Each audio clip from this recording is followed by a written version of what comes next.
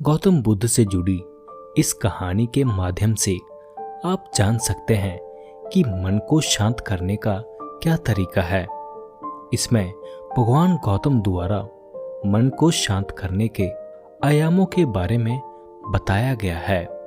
जानते हैं इस कहानी के बारे में जिससे आपका जीवन बदल जाएगा।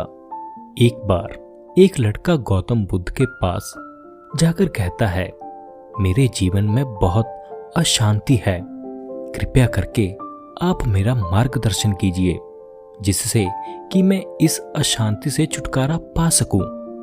गौतम बुद्ध लड़के से जीवन की अशांति का कारण पूछते हैं।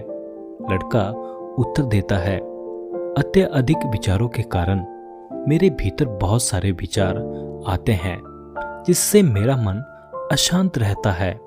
बुद्ध मुस्कुराते हुए कहते हैं, ऊपर आकाश की ओर देखो और बताओ कि तुम्हें सूर्य दिख रहा है।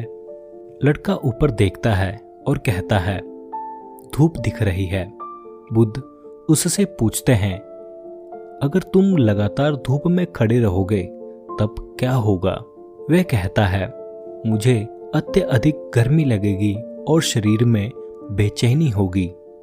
बुद्ध लड़के से कहते हैं, अगर धूप में खड़े रहने से तुम्हें गर्मी लगती है तो इसमें दोष किसका है, सूर्य के ताप का या तुम्हारा?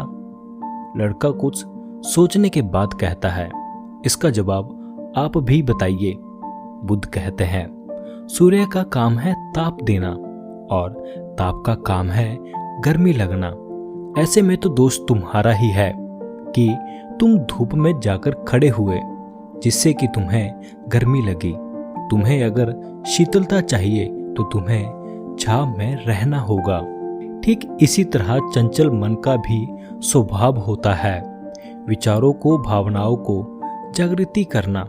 विचार क्षण भर के लिए होते हैं, लेकिन विचार से पैदा हुई भावनाएं देर तक टिकी रहती हैं। इसलिए यह तुम्हें निर्णय लेना होगा कि तुम्हें विचारों और भावनाओं के साथ चलना है या अलग दिशा बनानी है। कैसे करें मन को शांत? बुद्ध कहते हैं, मन को शांत करने के लिए तन के आयाम पर काम करना सबसे आसान तरीका है। शरीर के स्तर पर हमारी कर्म इंद्रियाएं और ज्ञान इंद्रियाएं होती हैं। कर्म इंद्रियों कर्म और ज्ञान इंद्रियों ज्ञान से जुड़ी होती हैं। इससे हम अपनी संवेदनशीलता को बढ़ा सकते हैं, यानी हम जो भी काम करें उसे अपने आनंद के साथ करें।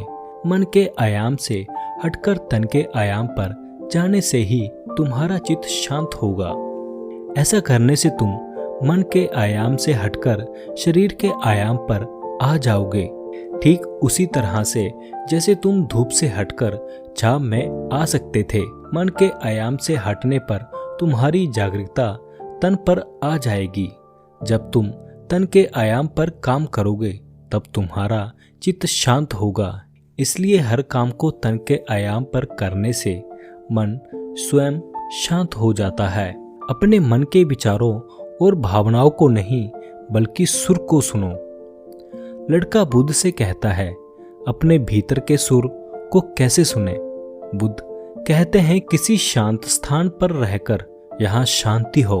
अब अपनी आंखें बंद करो और मन के भीतर चल रहे शोर से हटकर भीतर के सुर को सुनने की कोशिश करो। सुर नियंत्रित चलता रहता है, लेकिन बाहर के शोर के कारण तुम अपने मन के भीतर चल रहे सुर को नहीं सुन पाते हो।